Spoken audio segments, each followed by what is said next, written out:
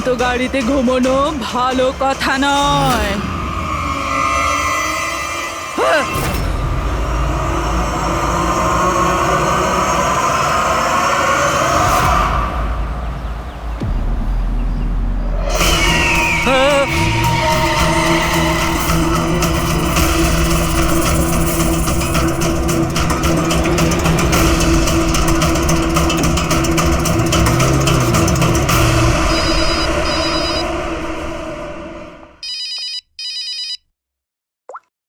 হ্যাঁ বিনীত, লীলা help me, লীলা লীলা help me.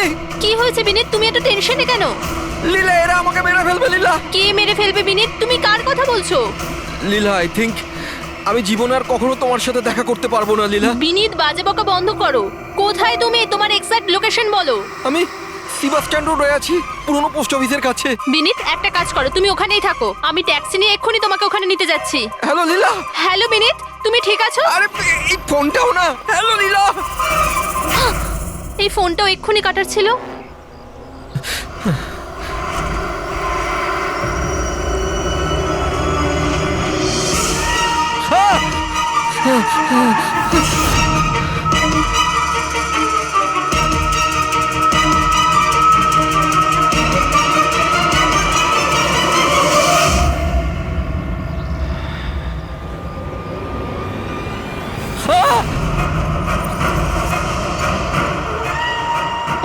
হে ভগবান, please help me. আমাকে আমার বাড়িতে ঠিক মতো পৌঁছে দাও প্লিজ।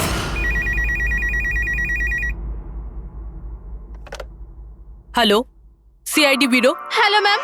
ম্যাম প্লিজ আমাকে হেল্প করুন।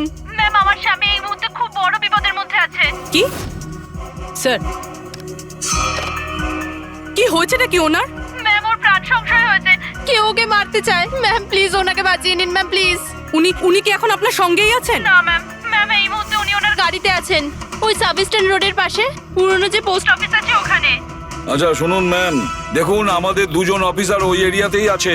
আপনি আপনার গাড়ির ডিটেলসটা বলুন। হোয়াইট ব্যাস্টার আছে আর গাড়ির নাম্বার হলো 2536। ম্যাম ওনাকে আপনি বাঁচিয়ে তো নেবেন ম্যাম। আপনি চিন্তা করবেন না, আপনার হাজবেন্ডের কিচ্ছু হবে না। ওকে প্রবীর, অভিজিৎকে ফোন করো আর ওকে গাড়ির ডিটেলসটা দিয়ে দাও। ওকে বলো যে ব্যাপারটা আর্জেন্ট।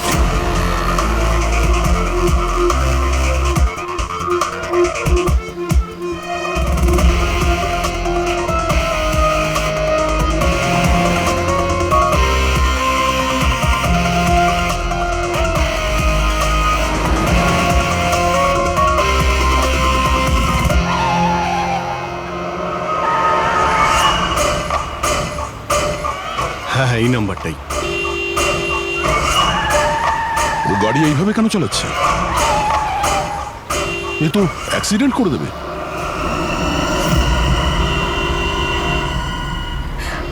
আমাকে ক্ষমা করে দাও, আমাকে ক্ষমা করে দাও, আমি মরতে চাই না, আমাকে ক্ষমা করে দাও। কার সঙ্গে কথা বলছে? গাড়িতে তো কেউই নেই।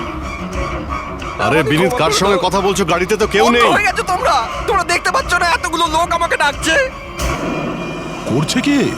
আমাকে ক্ষমা করে দাও, আমি মরতে চাই পাগল না। হয়ে গেছে মনে হচ্ছে। মিনিট বিনীত, বিনীত, তোমার অ্যাক্সিডেন্ট হয়ে যাবে, গাড়িটা থামাও বলছি।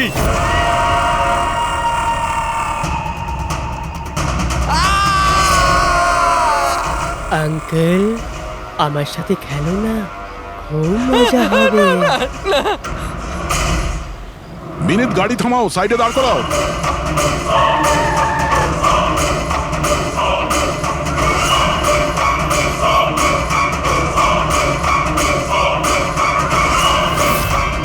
দাঁড়িয়ে যাও।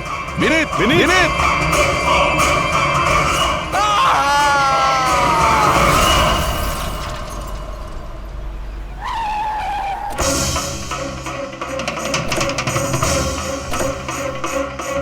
মিনিট,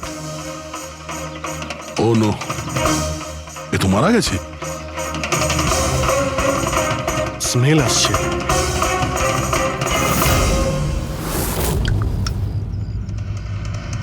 মদ। ড্রিঙ্ক করে গাড়ি চালাচ্ছিল, কিন্তু ও গাড়িতে কথা বলছিল কার সাথে? মদের নেশায় ভুলভাল বকছিল। মদ খেলে তো এটাই হয়, অ্যাক্সিডেন্ট। আপনি তো আমাকে কথা দিয়েছিলেন না যে বিনীতের কিচ্ছু হবে না, তো এটা কি হয়ে গেল? দেখুন ম্যাডাম, যদি ওনার অন্য কোনো দের হাত থেকে প্রাণ সংশয় থাকতো আমরা ওনাকে নিশ্চয়ই বাঁচাতাম, কিন্তু উনি তো নিজেই মদ খেয়ে গাড়ি চালাচ্ছিলেন। আপনি তো জানেন এটা কতটা ডেঞ্জারাস। না, ওনার প্রাণ ওনার নিজের জন্য যায়নি, বরং তাদের জন্য গেছে যারাও এতদিন ধরে ওকে বিরক্ত করছিল। কারা?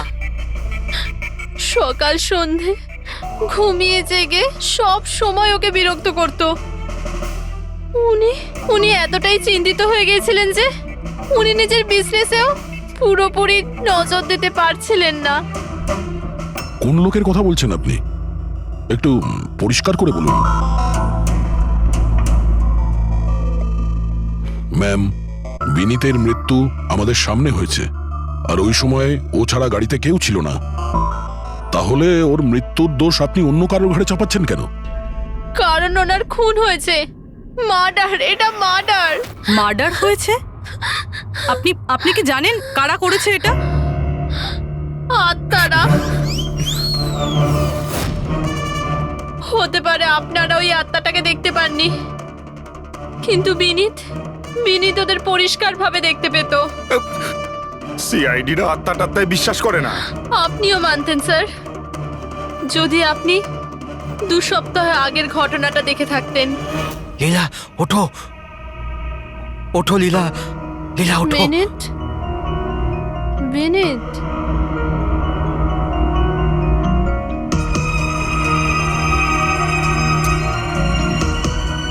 বিনীত,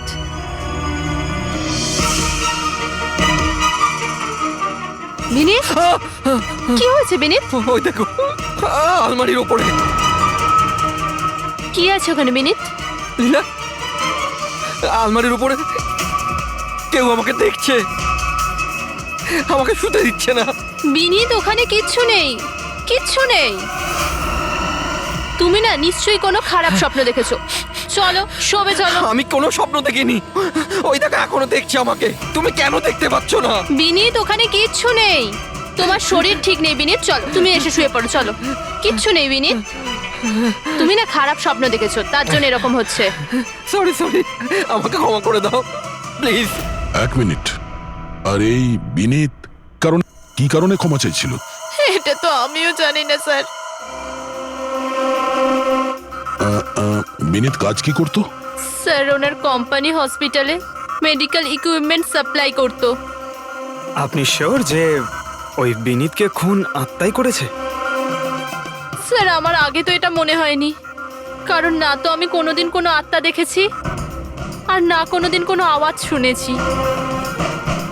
কিন্তু পরে আমার বিনীতের কথাই বিশ্বাস হতে লাগলো যে ও সত্যি কথা বলছে।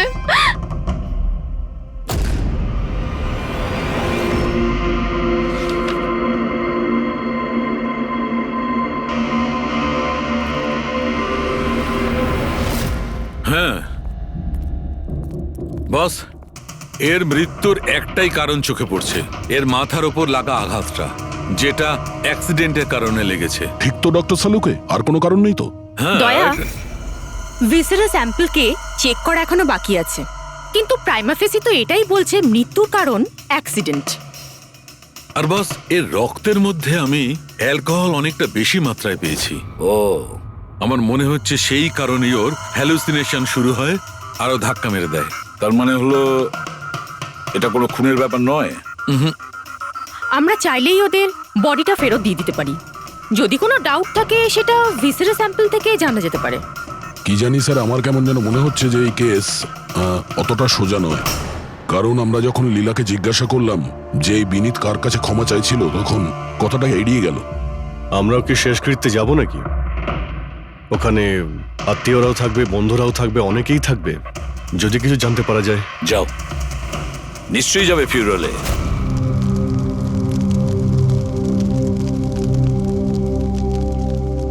ঠিকই হয়েছে, মরে গেছে।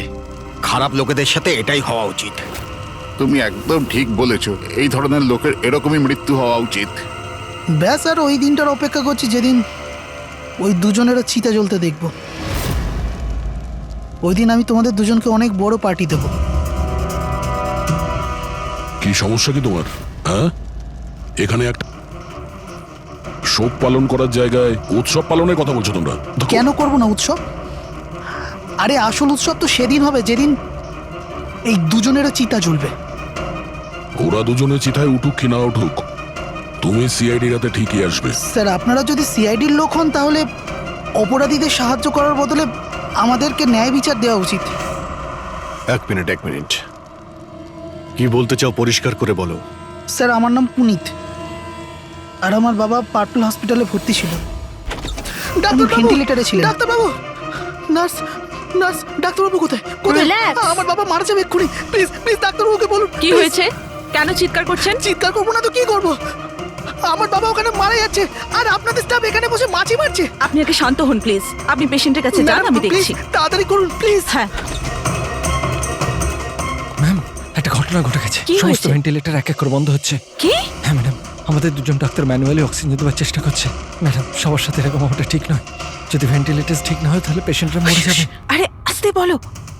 আরে আরে এটা হসপিটালের রেপুটেশনের ব্যাপার। এটা যদি পেশেন্টের বাড়ির লোকেরা জানতে পারে না তাহলে একটা ঝামেলা হয়ে যাবে। ডক্টর, আপনারা প্লিজ 2 মিনিট সময় দিন, আমরা সলিউশন বার করছি। ম্যাম, এক এক করে সব ভেন্টিলেটর বন্ধ হয়ে যাচ্ছে। তুমি যাও বাকি ওয়ার্ডসগুলো চেক করো, যাও। Okay ma'am. আরে ওই আমাদের সাপ্লায়ার বিনীতকে ফোন করো না, ওই সব কিছু ব্যবস্থা করে দেবে। প্লিজ টেনশন নেওয়ার কোনো ব্যাপার নেই। ডক্টর মেহেক, হচ্ছে কি এসব? স্যার ভেন্টিলেটর সব বন্ধ হয়ে গেছে স্যার। আপনারা প্লিজ শান্ত হন, আমি কথা বলছি। স্যার এক এক করে সমস্ত ভেন্টিলেটর বন্ধ হয়ে যাচ্ছে স্যার। কি, এটা কিভাবে হতে পারে? তো কোনো হসপিটালে ফোন করো না, ওখান থেকে আনাও। আরে রাজা, ফোন লাগাও। আর মেহেক একটা কাজ করো, এখানে যে টেকনিশিয়ান আছে ওকে ডাকো। রাজা, কি হলো তোমার? তুমি কি শুনতে পাচ্ছ না স্যার কি বললেন? আপনারা কি ডিসকাস করে টাইম ওয়েস্ট করছেন? আমার বাবা মারা যাবে ওখানে। আপনি প্লিজ একটু শান্ত হন, আমরা এক্ষুনি যাচ্ছি please. Ma'am, ma'am, sir, ma'am, very bad news. দুটো পেশেন্টের জীবন চলে গেছে। 5টা পেশেন্ট খুব ক্রিটিক্যাল অবস্থায় আছে। স্যার আজ আমাদের পরিবারের লোক আমাদের সাথে নেই, এর জন্য দায়ী শুধুমাত্র এই 3 জন লোক, বিনীত, মেহেক আর রাজা। আচ্ছা, এই বিনীত তো ইকুইপমেন্ট সাপ্লাই করতো তাই না? হ্যাঁ স্যার। আর বাকি দুজন? স্যার যেদিন এই ঘটনাটা ঘটেছিল সেদিন মেহেক ডক্টর ইনচার্জ ছিল আর রাজা হসপিটালে অ্যাডমিন সামলাতো। আচ্ছা, এনারা দুজনই কি শুধু হসপিটাল থেকে এসেছেন নাকি ওখান থেকে আরো অনেকে এসেছেন? এসছে স্যার, ওই হেড নার্স পরিণীতা, ওই শেখর যে মেনটেন্যান্সে ছিল, আর উনি ডক্টর কেদার, এই হসপিটালের মালিক। ঠিক আছে, এখন শান্ত হয়ে যাও। আমরা এই মামলার গভীরে যাব। যদি তোমার বাবার সঙ্গে কোনো অন্যায় হয় তো ন্যায় বিচার তুমি নিশ্চয়ই পাবে।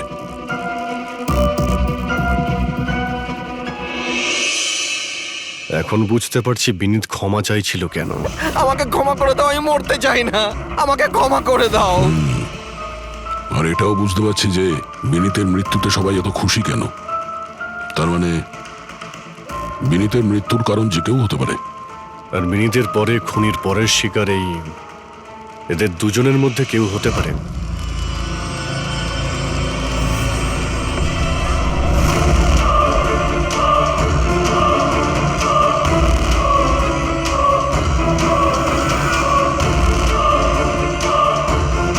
আমাকে ক্ষমা করে দাও। তুমি আমাকে কেন মরতে দিলে? আমার পিছু নিও না।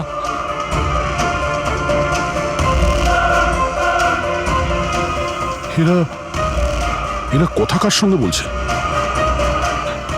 আমার পিছু নিও না। আর সেই কাল্পনিক লোকগুলোর সঙ্গে যার সঙ্গে বিনীত কথা বলছিল। চাইলে তুমি আমাকে বাঁচাতে পারতে, কেন মরতে দিলে আমাকে? এবার তুমিও মরার জন্য তৈরি হয়ে যাও। আর এই মহিলারও একই কেস মনে হচ্ছে। ছাড়, ছাড় আমায়, ছাড় আমায়, আগুনের দিকে টানিস না। আমার কোনো দোষ নেই এতে। ছাড়, ছাড়, ছাড়, এই, ছাড় আমায়, ছাড় এই। আমায়, ছাড়, ছাড়, টানিস না আমায় আগুনের দিকে, ছাড়। আরে কি করছো নাকি? কি করছো? এদিকে এসো। আরে তুমি কি করছিলে? হ্যাঁ, আমি একটু ডিস্টার্ব আছি, এতে আপনারা কি করবেন?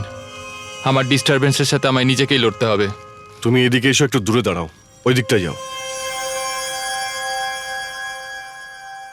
তাহলে অনেক লোক আছে যারা বিনীতের মৃত্যু সংবাদ শুনে আনন্দিত, হ্যাঁ? হ্যাঁ স্যার, আর এখন ওরা মেহেকার রাজার মৃত্যুর খবর শুনতে চাইছে। রাজা আর মাহাকের ব্যবহারটাও খুব একটা নর্মাল লাগছিল না স্যার, অনেকটা ভয়ে ভয়ে ছিল স্যার, বিনীতের মতো। স্যার, ভিসারের স্যাম্পলের রিপোর্ট চলে এসেছে। গুড। কোনো গন্ডগোল আছে? হ্যাঁ, একজন সাধারণ মানুষের রক্ত যতটা লাল হয়, বিনীতের রক্ত তার থেকে অনেক বেশি লাল ছিল। ও, এখন বুঝতে পারছি যে বিনীত কেন আত্মা দেখতে পেত। কেন স্যার? পুরবী, মানুষের রক্ত যখন সাধারণের থেকে অনেক বেশি লাল হয়, তার মানে এইটা দাঁড়ায় যে ওই মানুষটি অনেক বেশি দীর্ঘ সময় ধরে কার্বন কম্পাউন্ডের সংস্পর্শে ছিল, আর এই কার্বন কম্পাউন্ডের কারণেই ওর হ্যালুসিনেশন হতো ভীষণ ভাবে। তার মানে কেউ জেনে শুনে বিনীতকে ওই কার্বন কম্পাউন্ডের সংস্পর্শে এনেছিল, যার ফলে বিনীতের মানসিক অবস্থা খারাপ হয়ে গেল আর ওর মৃত্যুর কারণও হয়ে গেল। স্যার, এই খুনি এই কার্বন কম্পাউন্ড পেল কোথায়? এই আমাদের আশেপাশেই সব জায়গায় কার্বন কম্পাউন্ড ছড়িয়ে আছে। মডার্ন জীবনে আমরা যতগুলো মেশিনারি ব্যবহার করছি, ওই সবগুলো, প্রায় সবগুলো কার্বন কম্পাউন্ড ছড়ায়। হ্যাঁ, যে কেউ মেশিনের উপর এরকম কারুকার্য করে এটা করতেই পারে। তার মানে বিনীত গাড়িতে বসার আগে এরকম কোনো কেমিক্যালের সংস্পর্শে এসেছিল, যার জন্য ওর এইসব হ্যালুসিনেশন এইসব হচ্ছিল স্যার। ঠিক কথা বস। গাড়িটার এক্সস্ট সিস্টেমটা চেক করতে হবে। গন্ডগোলটা ওখানেই হয়েছে।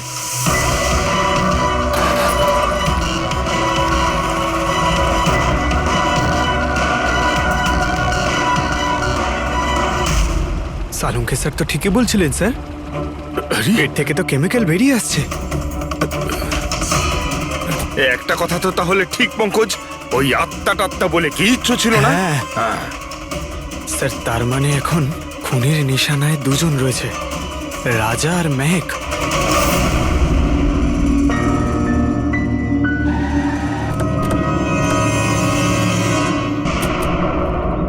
শ্মশানে রাজার ব্যবহারটা খুব একটা ঠিক ছিল না, এখনো ওর মানসিক অবস্থা ঠিক নয়। আরে স্যার, দরজা তো খোলা। আচ্ছা, খুনি রাজার কাছে পৌঁছে যায়নি তো? এসব কি হচ্ছে? ক্যান্ডেলস।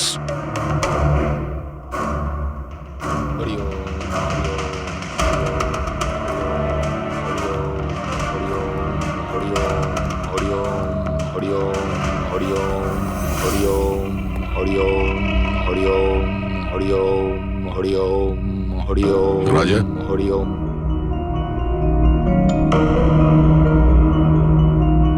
এখন ঠিক আছো? কারা আপনারা? সিআইডি। বিনীতের শেষকৃত্যে দেখা হয়েছিল আমাদের। তুমি আগুনে ঝাঁপাতে যাচ্ছিলে, আমরা তোমাকে আটকেছিলাম, মনে আছে? ঝাঁপ দিতে যাচ্ছিলে, আমরা তোমাকে। এবার আপনাদের আমাকে আটকানোর বা বাঁচানোর কোনো দরকার নেই। যতক্ষণ বিনীতের খুনি ধরা না পড়বে, তোমারও প্রাণের সংশয় আছে। আচ্ছা, একদম ঠিকঠাক বলো, ওই 12 জন রোগীর মৃত্যু কি তোমার গাফিলতিতে হয়েছিল? খবরদার বলছি, আমার ওপর এরকম নোংরা আর মিথ্যা অপবাদ দেবেন না। আমি নির্দোষ, আমার জন্য কেউ মরেনি। শান্ত হও, শান্ত হও। রাজাকে অনেক কষ্টে শান্ত করেছি, ওকে ডাকাবেন না। আপনি কে? আমার নাম শ্লোক। আমি রাজাকে এই খারাপ সময় থেকে বার করে আনবার চেষ্টা করছি।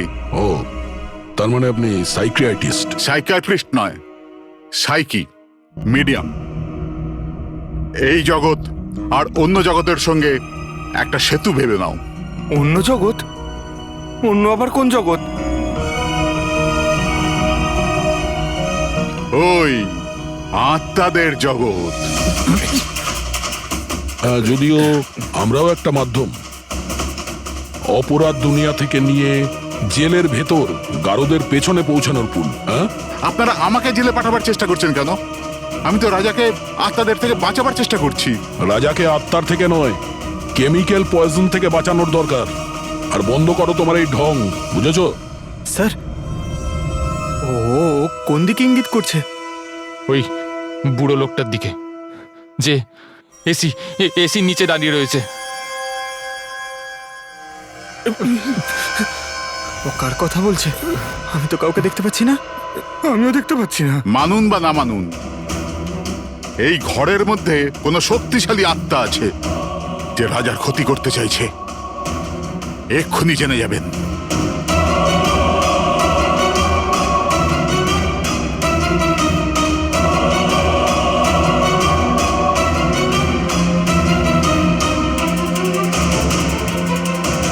মিটার দিয়ে আত্মা দেখা যাবে?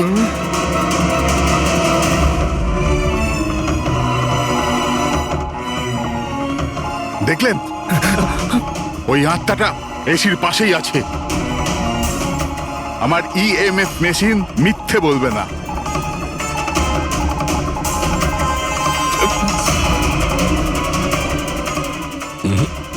তবে আমাদের ওই মিটার ভুল হতে পারে না, বুঝলে ফ্রেডি? মনে হচ্ছে রাজার ও কার্বন কম্পাউন্ডের অ্যাকশন ওর গাড়ির থেকেই হয়েছে। একটা কাজ করো, এই মিটারটা নিয়ে যাও, ওর গাড়িটা চেক করো। ফ্রেডি। পঙ্কজ, তাহলে বলো, তুমি বিনীতের ফিউরিনালে কি দেখেছো? আমি কাউকে দেখিনি, আমি কিছু দেখিনি। মিথ্যা কথা বলো না। যদি কিছু দেখেই না থাকো তাহলে পালালে কেন? আমি মিথ্যে বলছি না, আমি সত্যি কাউকে দেখিনি। আচ্ছা, হাসপাতালে যে 12 জন মারা গিয়েছিল সেটা কি তোমার গাফিলতির জন্যই হয়েছিল? আমার গাফিলতিতে? দেখুন, আমার দ্বারা যতটা সম্ভব আমি সব চেষ্টা করেছি।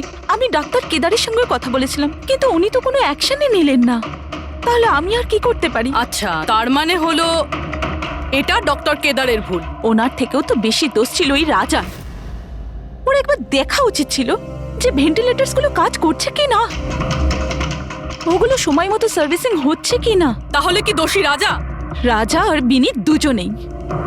বিনীতেরও ভেন্টিলেটর সাপ্লাই করার আগে দেখে নেওয়া উচিত ছিল যে ওগুলো ঠিকঠাক কাজ করছে কি না। কতগুলো জীবন নির্ভর করছিল ওই ভেন্টিলেটরস গুলোর উপরে। মনে হচ্ছে রাজা আর বিনীতের জন্য তোমার মনে অনেক রাগ আছে। বিনীতের মৃত্যুতে নিশ্চয়ই খুশি হয়েছো তুমি? এটা কি বলছেন আপনি? একদমই না। আমি একজন ডক্টর, আর আমার কাজ হলো একজন পেশেন্টের জীবন বাঁচানো। কারণ মৃত্যুতে আমি কি করে খুশি হব?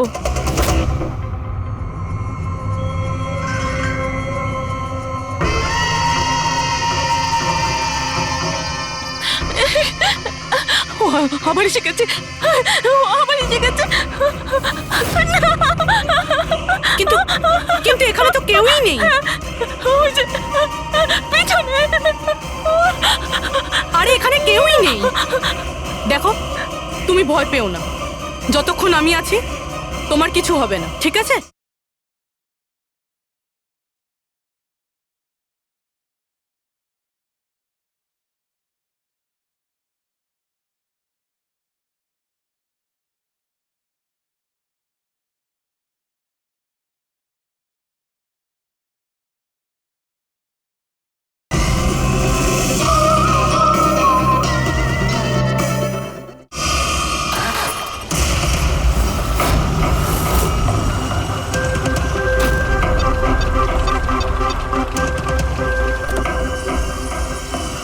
গাড়ির এসিতে তো কার্বন কম্পাউন্ড নেই। বাড়ির ভেতরে গিয়ে দেখা যাক, চল।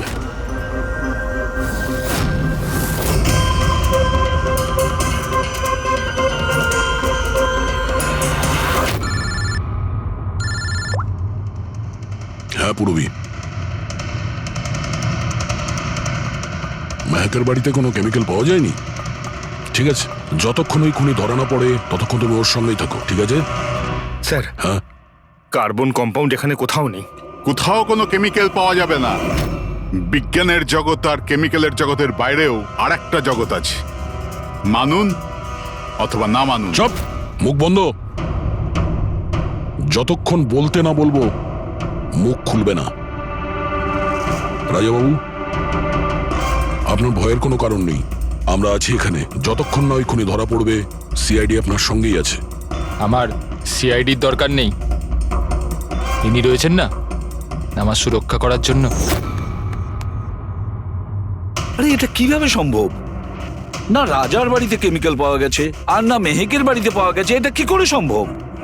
স্যার আমরা রাজার বাড়িটাকে ভালো করে চেক করেছি, এক একটা কোণা দেখেছি, ওই গাড়িটাও চেক করেছি, কোথাও কিছু পাওয়া যায়নি। হ্যাঁ, কিন্তু দয়া, যদি কোনো কেমিক্যাল ব্যবহারই না হয়ে থাকে তাহলে রাজা আর মেহেকের হ্যালুজিনেশন হলো কি করে? কোনো তো একটা কারণ থাকবে। আর স্যার যেভাবে বিনীতের কারের এসিতে কেমিক্যালের ব্যবহার করা হয়েছে, এটা কোনো আনপ্রফেশনাল কেউ করেছে বলে আমার মনে হয় না। একটা কাজ করা যাক, যারা মারা গেছে তাদের বাড়িতে দেখো, হয়তো কেউ থাকতে পারে যে কেমিক্যালের বিষয়ে খুব ভালো করে জানে, বা কেউ কেমিক্যালের এক্সপার্ট। আর হ্যাঁ, হসপিটালের ওই স্টাফকে ডাকো। চিফ নার্স যে আছে না, হেড নার্স পরিণীতা, আর হেড টেকনিশিয়ান শেখর, আর মালিক কেদার, তিনজনকেই ডাকো। স্যার দেখা যাক।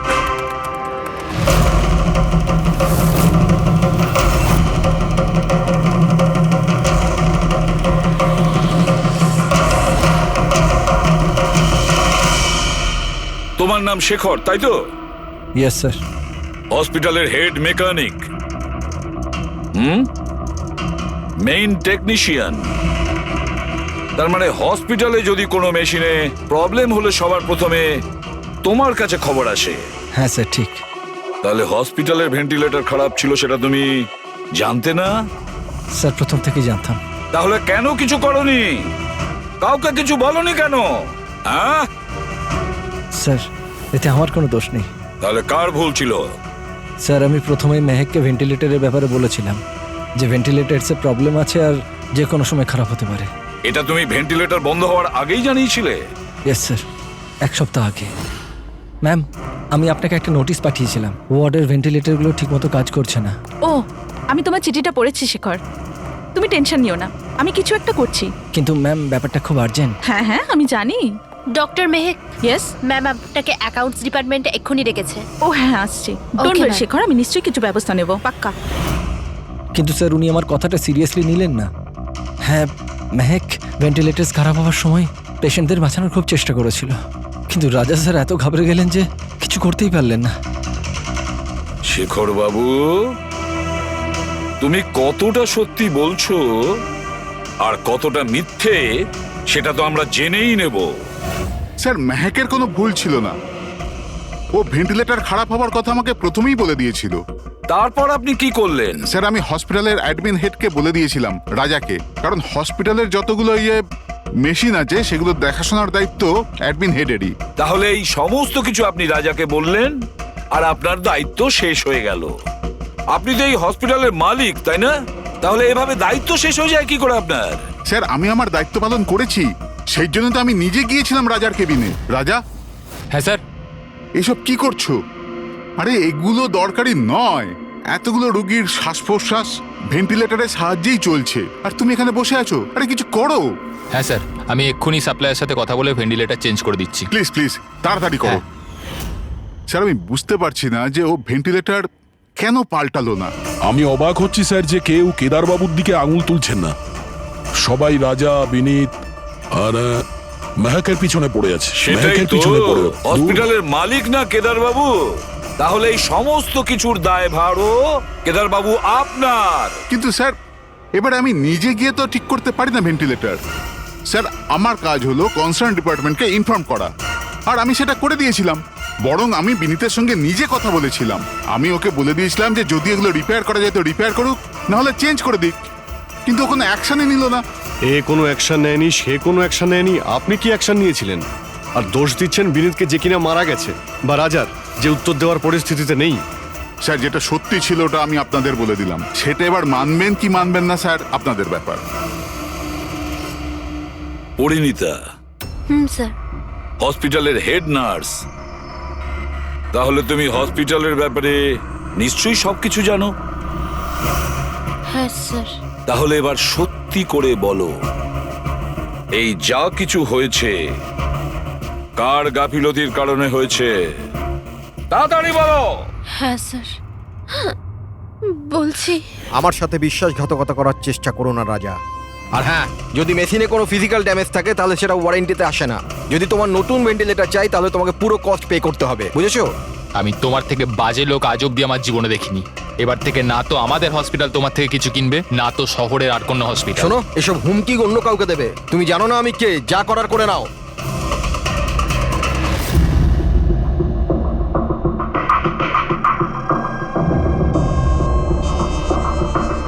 এই যা কিছুই হয়েছে এই রাজা আর বিনীতের ঝগড়ার কারণেই হয়েছে। দুজনের ঝগড়াতে স্যার এতগুলো লোকের প্রাণ চলে গেল। তবে নতুন ভেন্টিলেটরের ব্যবস্থা রাজার করা উচিত ছিল। স্যার এই রুগীদের পরিবারের মধ্যে 3 জন এমন আছে যারা কেমিক্যাল ইঞ্জিনিয়ারিং করেছে। আচ্ছা 3 জন? তাহলে ওদের ঠিকুজি কুষ্টি বের করো, দেখি কি আছে।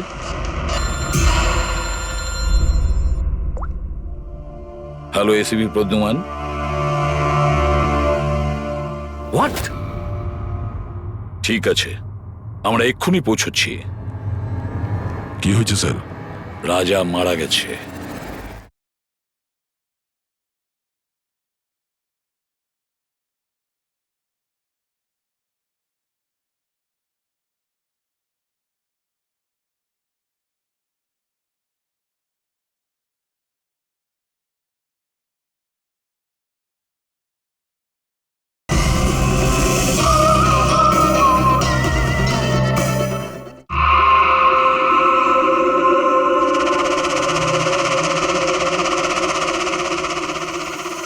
দয়া, এর মৃত্যু তো মাথায় চোট লাগার কারণেই হয়েছে।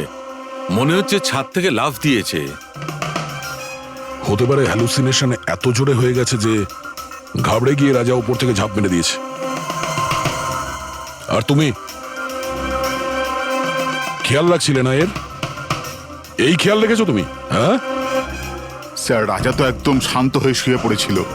আমি কি করে জানবো যে হঠাৎ করে উঠে পড়বে আর আত্মহত্যা করে ফেলবে? যখন এটা হয়েছিল তুমি কোথায় ছিলে? হ্যাঁ স্যার, আমি অন্য ঘরে শুয়েছিলাম। তখনই আমি রাজার জোরে জোরে চিৎকার শুনলাম। আমি এই আত্মাদের সহ্য করতে পারছি না, আমার নিস্তার চাই, মুক্তি চাই। আর যতক্ষণ আমি ওর কাছে পৌঁছবো ততক্ষণ ও ছাদ থেকে পড়ে গেছে। বাহ, কি অদ্ভুত ব্যাপার! রাজাকে একলা রেখে তুমি নাকে তেল দিয়ে ঘুমোচ্ছিলে? হ্যাঁ, আমি তো মনস্থির করেই ছিলাম ঘুমোবো না। কে জানে কিভাবে ঘুমিয়ে পড়লাম। নিশ্চয়ই আমাকে ওই আত্মাগুলোই ঘুম পাড়িয়ে দিয়েছিল। আপনি এটা দেখুন স্যার, মিটারের রিডিং কত বেড়ে গেছে। আমারও কিন্তু একটু ক্লান্তি ভাব লাগছে স্যার। আর দ্বিতীয়বার যদি আমাকে এই মিটার দেখিয়ে দিস না তাহলে মনে রাখিস। দয়া, 1 মিনিট ভাই, একটু মিটারটা দেখি। এই নিন। এই মিটারটা আমি রাখছি। হ্যাঁ, আমি ফেরত দিয়ে দেবো পরে। ঠিক আছে স্যার, কিন্তু দিয়ে দেবেন? হ্যাঁ, দিয়ে দেবো দিয়ে দেবো। বরং এখন তুমি বাড়ি গিয়ে একটু আরাম করো। ক্লান্ত হয়ে গেছো, একটু দুর্বলও লাগছে। হ্যাঁ হ্যাঁ স্যার। ঠিক মতো ঘুমও হয়নি। যাও আরাম করো। এটা কি ডক্টর সালুকে? ওকে যেতে দিলেন আর এই মিটারটা রেখে দিলেন? দয়া, এই যে মিটারটা না, এটা খুব কাজের জিনিস।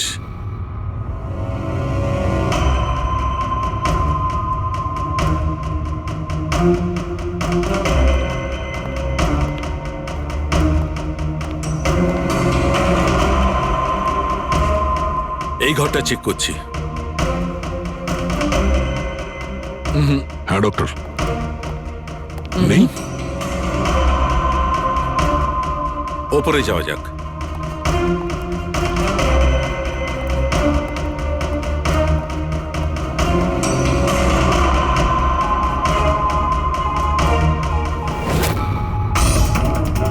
আরে সালুঙ্কে স্যার, সাবধানে! এই নিডলটা তো একেবারে জঙ্গলি ঘোড়ার মতো দৌড়চ্ছে। মাই গড, আমরা এখানে এইভাবে দাঁড়িয়ে থাকতে পারি না দয়া। আমাদের প্রোটেক্টিভ পোশাক পরতে হবে। Protective gears? ওটা কি কারণে ডক্টর? আরে দয়া, আমাদের সুরক্ষার জন্য।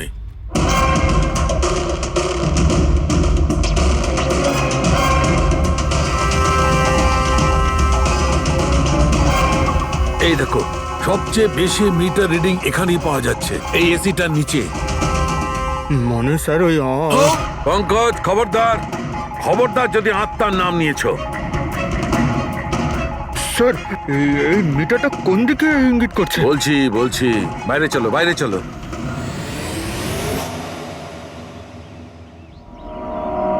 দেখেছো দয়া, এটা হচ্ছে ইএমএফ, ইলেকট্রোম্যাগনেটিক ফিল্ড ডিটেক্ট করে এটা। ইলেকট্রোম্যাগনেটিক ফিল্ডস, এগুলো তো আজকাল সব ইলেকট্রিক অ্যাপ্লায়েন্সের মধ্যে হয় ডক্টর। টিভি, ফ্রিজ, একদম ঠিক দয়া। কিন্তু ওই অ্যাপ্লায়েন্স গুলোর ইএমএফ হিডেন থাকে, লুকোনো থাকে, যাতে মানুষের উপর খারাপ প্রভাব না পড়ে। কি খারাপ প্রভাব?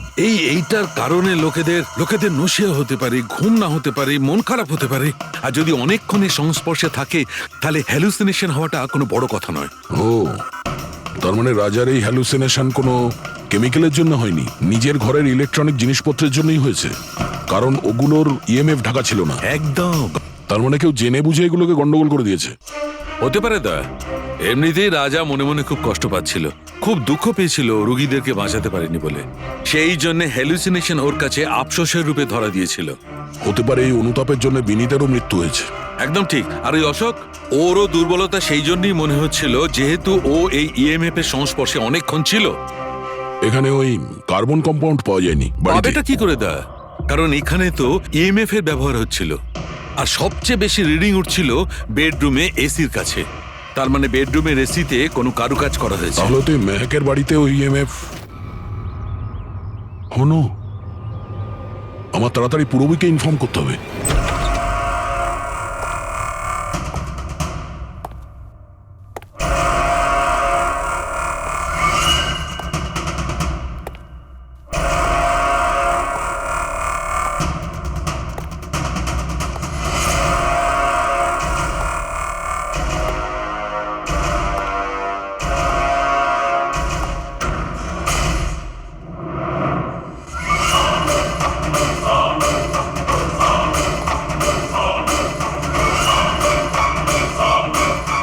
আমাকে একবার মেরে শান্তি হয়নি তোমার? আমাকে আবার মারতে এসেছো?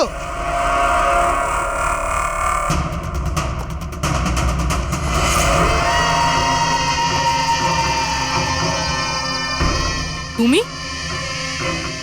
আমি তোমাকে সেলফ ডিফেন্সে মেরেছিলাম। আর তাছাড়া তুমি একজন অপরাধী। অপরাধীদের কি পরিবার থাকে না? তোমার জন্য আমার মেয়ে অনাথ হয়ে গেছে। আর এই রক্ত দেখছো, সব তোমার জন্য। আমি আর তোমাকে ছাড়বো না। দেখো, আমার কাছে আসবে না। আমি কিন্তু মেরে দেবো। আমি তোমাকে ছাড়বো না। আমার কাছে আসবে না। আমি কিন্তু বলছি মেরে দেবো। আমি বলছি আমার কাছে আসবে না। আমি মেরে। পূরবী, কি করছো তুমি? ছাড়ো এটা। স্যার, ওই যে ওই লোকটা। কি? স্যার, এখানে। স্যার, ওনাকে ধরুন। উনি আমাকে মারতে চান। এক মিনিট, আগে এখান থেকে বাইরে চলুন। তাড়াতাড়ি চলো, প্লিজ তাড়াতাড়ি, প্লিজ তাড়াতাড়ি, ফাস্ট। এই হলো সেই তিনজন যাদের সম্পর্ক কেমিক্যাল ইঞ্জিনিয়ারিং এর সঙ্গে আছে। সুহাস, দীপক আর কিশোর। খুনি এদের মধ্যে যে কেউ হতে পারে।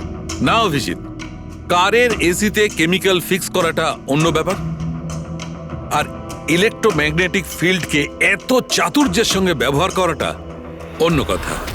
আমার মনে হচ্ছে ও এমন একজন লোক যার সায়েন্সে, মেডিকেল সায়েন্সের উপর খুব ভালো দখল আছে।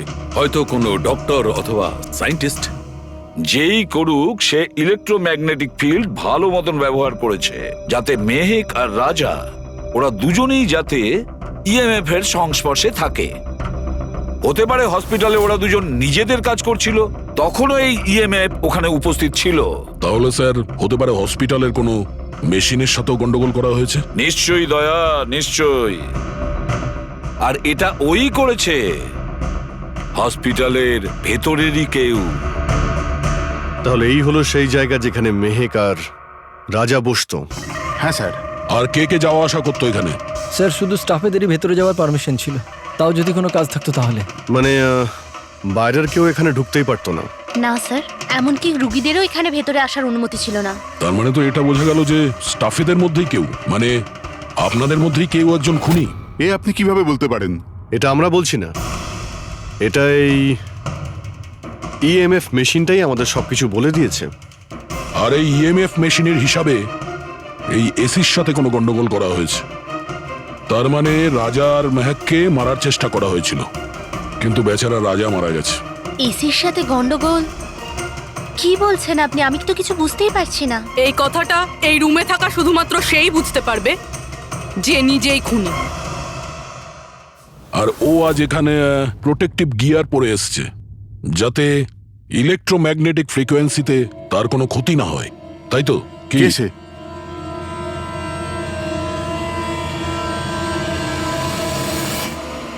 এদিকে এসো।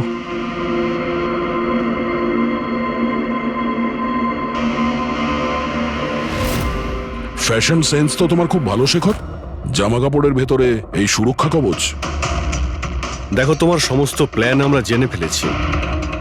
তোমার ব্যাপারে সমস্ত খোঁজ খবর নিয়েছি। তুমি এখানকার এমন একজন টেকনিশিয়ান যে এসির সঙ্গে কোনো গন্ডগোল করতে পারে।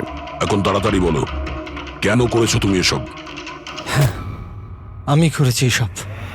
আর কি ভুল করেছি আমি যদি মেহেক, বিনীতা, রাজার ওপর অভিযোগ লাগিয়েছি তো? এদের জন্য 12টা পেশেন্টের মৃত্যু হয়েছে, যেটা আমি দেখতে পারিনি। তারপর আমি ভাবলাম যে এদের এরকমই মৃত্যু দেবার প্রয়োজন আছে, যেভাবে 12টা পেশেন্ট মারা গেছে। সেই জন্য আমি EMF আর কার্বন কম্পাউন্ডের বিষ ব্যবহার করেছি ওদের মারার জন্য, যাতে এদেরকে এমন মৃত্যু দিতে পারি, মৃত্যু নয়, একটা ভয়ঙ্কর মৃত্যু। আর এটাই আমার ন্যায় বিচার। শাস্তি দেওয়ার অধিকার শুধুমাত্র আইনের আছে, অন্য কারো নয়, বুঝেছো? তুমি জানতে যে এই কেমিক্যাল ব্যবহার করলে ওদের হ্যালুসিনেশন হবে, ওই মারা যাওয়া রোগীগুলো ওরা সামনে দেখতে পাবে, যার জন্য ও পাগল হয়ে যাবে, তাই তো? কিন্তু আমি আমার লক্ষ্য পূরণ করতে পেরেছি। যেরকম মৃত্যু আমি চেয়েছিলাম দিতে, সেরকমই মৃত্যু বিনীতা, রাজাকে আমি দিয়েছি। কিন্তু দুঃখের ব্যাপার, মেহেককে আপনারা শেষ মুহূর্তে বাঁচিয়ে নিলেন। সফল তো তুমি তখন হতে যদি তুমি কোনো অপরাধ না করে ওদেরকে শাস্তি দিতে। তোমার আর ওদের মধ্যে কি পার্থক্য রইল? এখন তুমিও একজন খুনি, তবে তুমি কি শাস্তি পাবে সেটা এখন আদালত ঠিক করবে।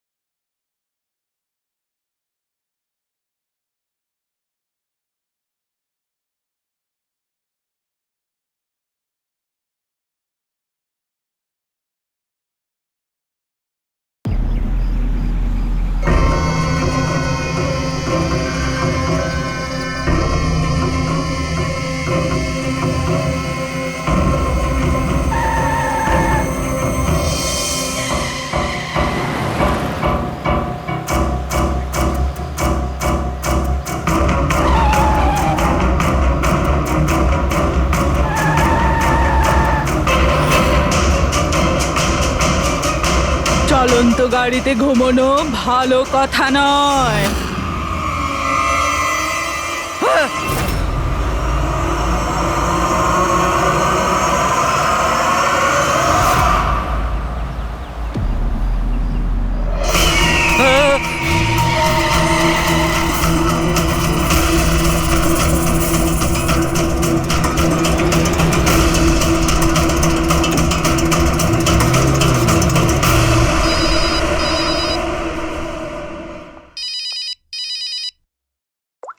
হ্যাঁ বিনীত।